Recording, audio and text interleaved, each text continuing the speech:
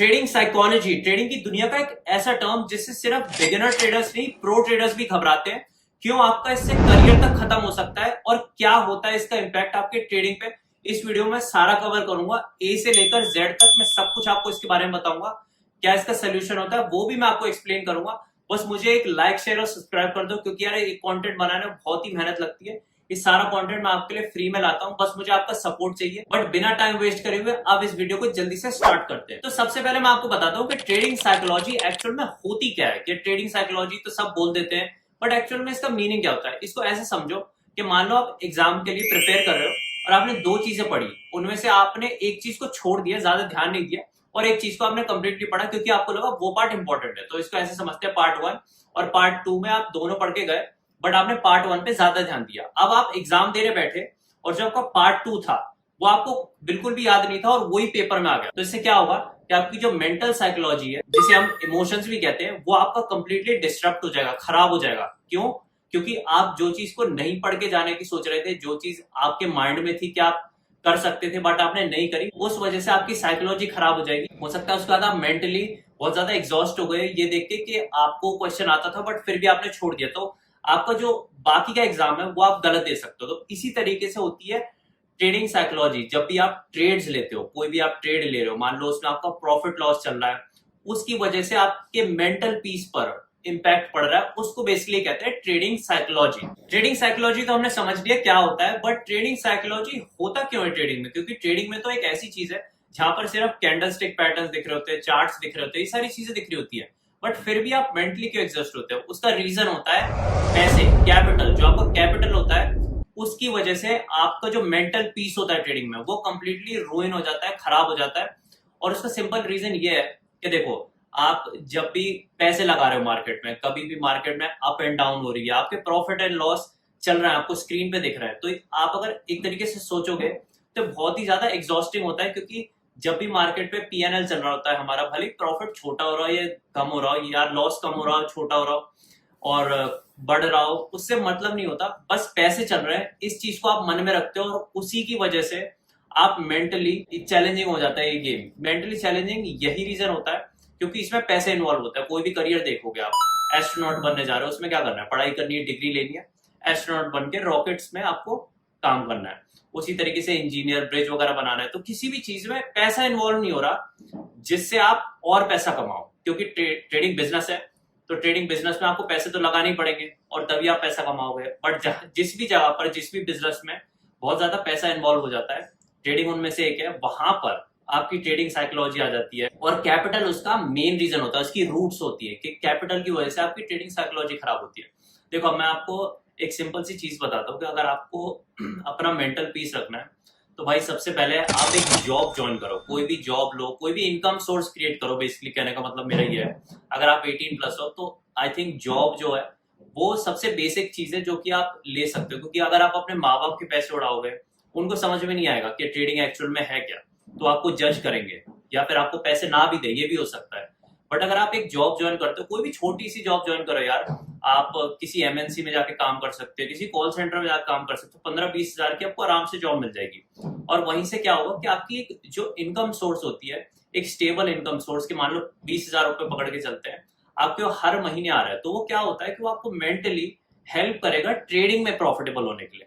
क्यों? क्योंकि अगर मान लो मैंने इस महीने ट्रेडिंग में लॉस कर दिया, मैंने 10,000 का लॉस कर दिया, मुझे पता है कि मैं काम करके, जॉब करके पैसा वापस कमा लूंगा।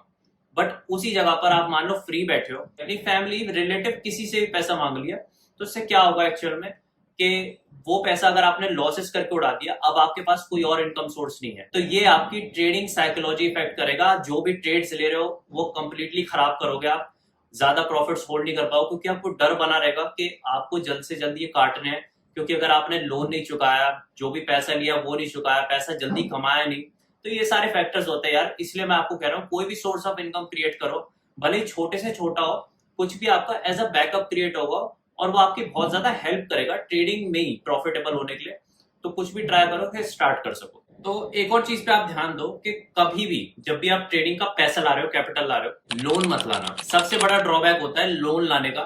क्या रीजन होता है? देखो, आप लोन ले आओगे ना, आपका जो जिस भी लोन के पैसे से आप ट्रेड करोगे, अगर आप बिगिनर ट्रेडर हो 110% आप वो पैसा उड़ाने वाले हो।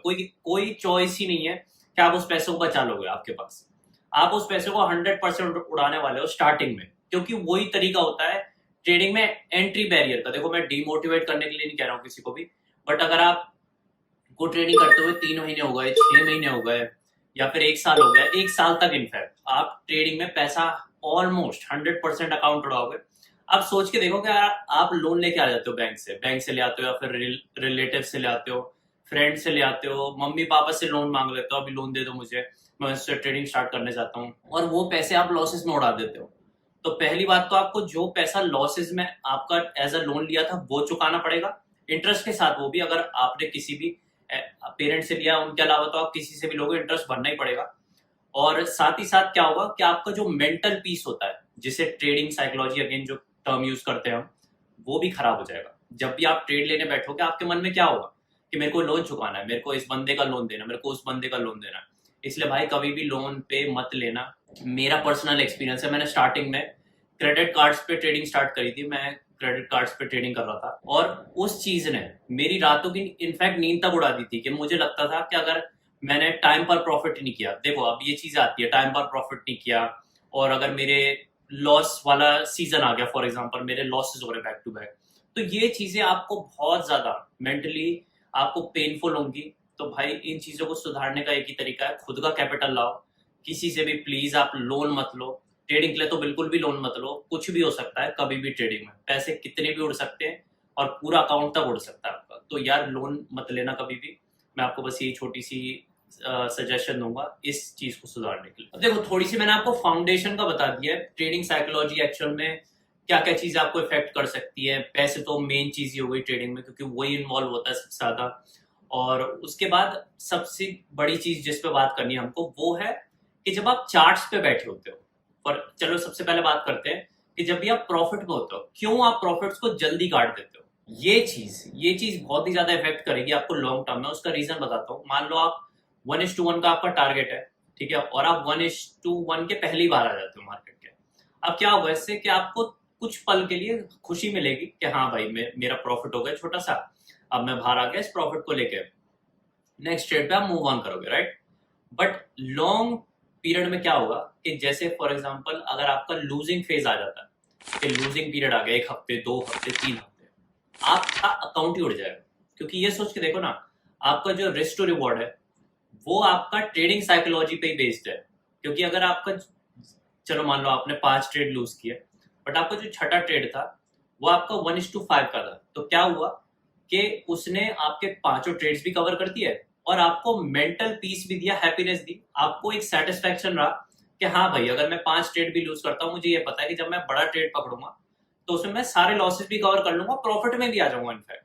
तो ये चीज इंपॉर्टेंट होती है कि जब भी आप प्रॉफिट्स में बैठे होते हो, ध्यान दिया करो कि आप थोड़ा सा प्रॉफिट को होल्ड करो, और भले ही मन कर रहा हो ट्रेड्स काटने का, उसको होल्ड करो।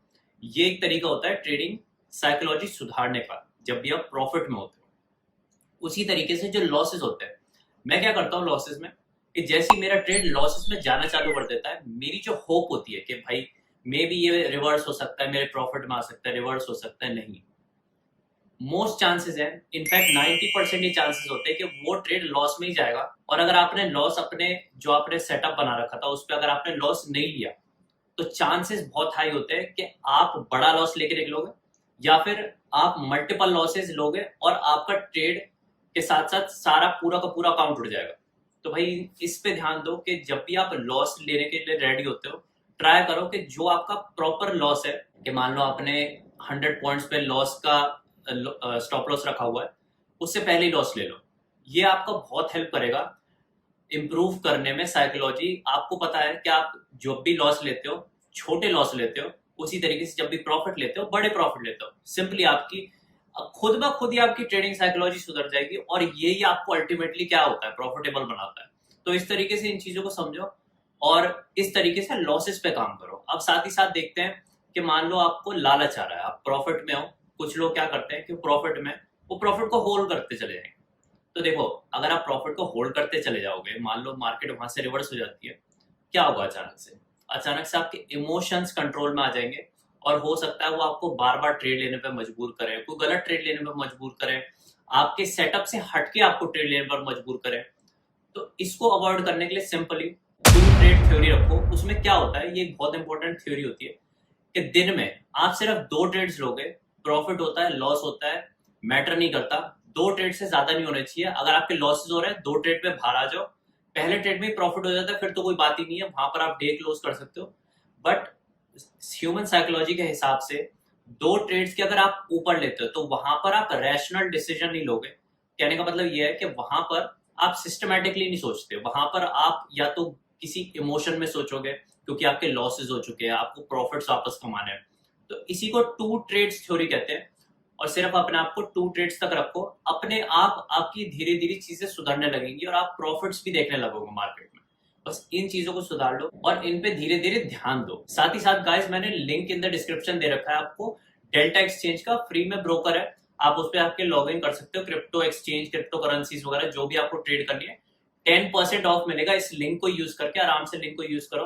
और मैं तो आपको कुछ भी सेल नहीं करता इसके अलावा, बस मुझे एक लाइक शेयर और सब्सक्राइब कर दीजिए। और तब तक के लिए अगली वीडियो में मिलते हैं। जय हिंद।